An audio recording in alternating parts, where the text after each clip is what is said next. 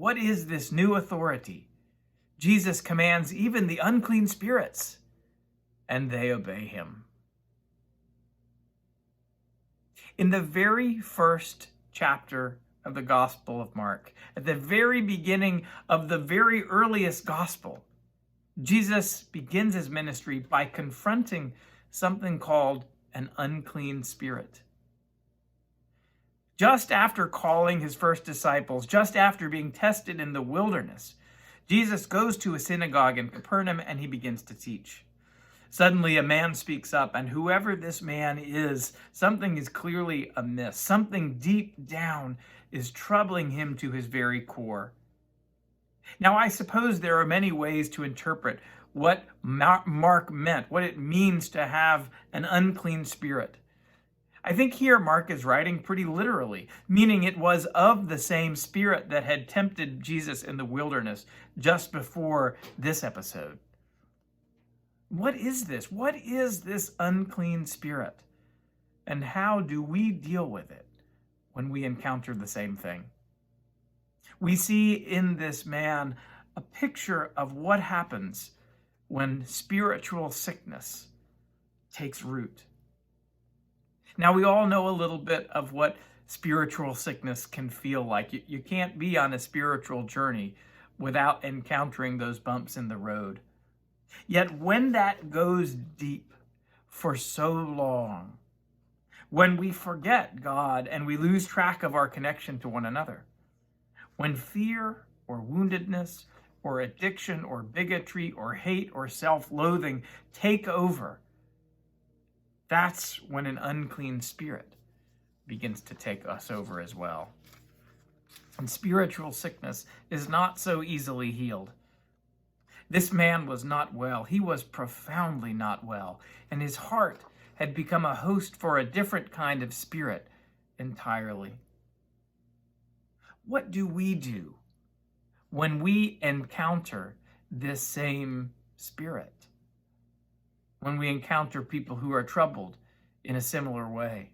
When folks have become so broken that they've lost hope and lost the ability to be vulnerable? When the eyes of someone we love goes blank in the middle of a conversation and we realize they're not talking to us anymore. They're responding from some script that is far away from the conversation at hand. How do we love people who respond to us with hatred and anger? How do we cast these spirits out that speak not of redemption, but of isolation and rage? Jesus cast the spirit out of this man, and it was nothing short of a miracle. It shocked the scribes as they said, "What is this teaching? It has such an authority that the unclean spirits listen and recognize him and even respond to it." And it was in fact Jesus' very first miracle. And that says something about who Jesus is and what he came to disrupt. Yet it also says something about what drove him. Jesus loved that troubled man. And that love was a source of great power, and Jesus used that, a power that the scribes had never seen before. He used that to liberate him. Now, I don't know that you or I have the ability to cast out demons in quite the same way that Jesus did. But that same all-encompassing love teaches us how to spot the signs of an unclean spirit. A hostility to being loved. A voice that seems to come from far away outside that immediate human relationship that ought to connect us one to another. A pathological inability to be vulnerable. An oddly incoherent fear of the love that breaks down walls. We confront unclean spirits with the same love that makes us who we are, with the goal not to fix someone or to win an argument, but instead to come out of that encounter even better at knowing how to love. Perhaps having given that broken person, even though it may cost us at the time, a picture of what vulnerability and human connection can look like. I believe that's how we hold the love that we've been given and convert it into something healing and transformative. And perhaps we might find some healing power in stepping back a little bit from the idea that there are those who are broken and those who are not. That folks who have it together can diagnose and heal those who are in a deeper state of sin. Well, first of all, that won't help, because at that point we're hardly being vulnerable, are we? Besides that, one doesn't solve a spiritual problem with diagnosis and analysis. John O'Donohue wrote, "When you love someone who is very hurt, one of the worst things you can do is directly address the hurt and make an issue out of it. A strange dynamic comes alive in the soul if you make something into an issue. Frequently," he writes, "it is better simply to acknowledge that there is a wound there, but then stay away from it. And every chance you get, shine the gentle light of the soul in on the wound." Wouldn't it be wonderful to imagine Christian community as a place where we all strove to be keepers of this kind of diffuse light, shining it on one another to bring wholeness and peace? And wouldn't it be wonderful if this could be our gift to the world and the first act of evangelism in teaching our friends about Jesus? Even earlier than when Mark wrote his gospel, Paul wrote to the Corinthians in hopes that they would grow into a community not of correct knowledge or practice, but rather one of mutual self-giving love. The presenting issue there, when he was writing to them, was a little more manageable than demon possession. It was this: how could they eat meat that had been sacrificed to idols? Now, that one's not on our radar, but it would have been a hot topic in Corinth. The Corinthians had come from all kinds of religious and cultic backgrounds, including none at all. So for some of them, this would have been a very real issue. Meat that was sacrificed in a pagan temple could then be sold at the market. If that was sacred to you before because of where you'd come from before and the previous commitments of whatever temple cult or family you were a part of, you might get a little confused if suddenly you saw other church folk eating that same food. Yet if you didn't care about that particular deity anymore, who you knew objectively to be false, then why not buy the perfectly good but slightly used lamb kebabs? There was a correct answer to that, but it was different from the faithful answer.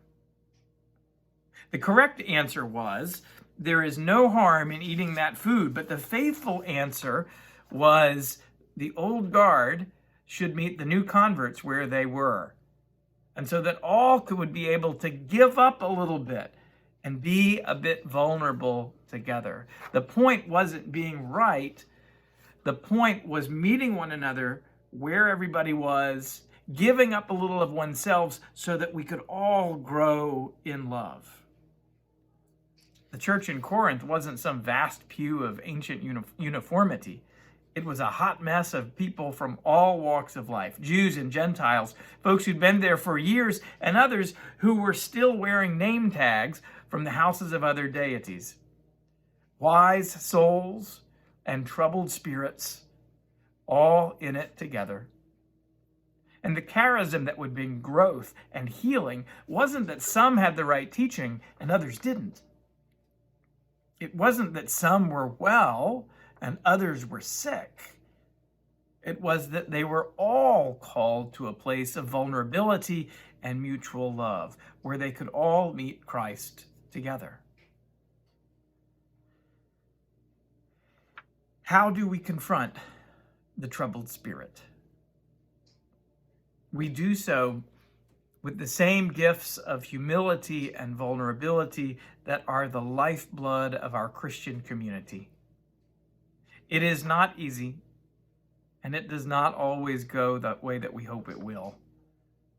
But remember that the goal is not to be right, and the goal is not to fix someone, but rather to learn how to love better. Our goal is to live our lives so that everyone can grow in love. Love means showing up with all the vulnerability we can muster. But sometimes love also means saying no. When the unclean spirit confronted him, Jesus was firm. He said, "We won't be having that today. This body is a temple that belongs to God alone." And to that unclean spirit, he said, "It is time for you to be getting along." It is a story of miracle and triumph over the evil one. But the most intimate part of this story is the story of restoration. The man that was completely lost had been healed and returned to his community. And he was completely healed. That perhaps is one of the most important parts of it. John O'Donohue reminds us that the wounds of the Spirit heal and leave no scars. There is healing for each of our wounds, he writes, but this healing is waiting in the indirect, oblique, and non-analytic side of our nature.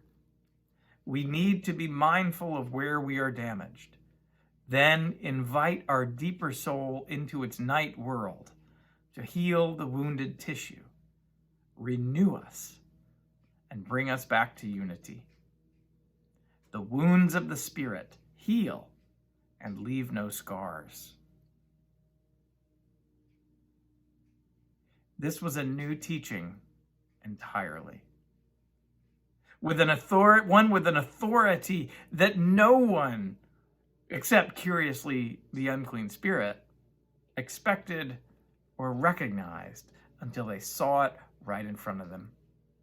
But Jesus, we know, is not just a teacher. He is love incarnate, with the power to cast out the spirit that binds us, heal our wounds, and with a spirit of goodness, restore us to life. Amen.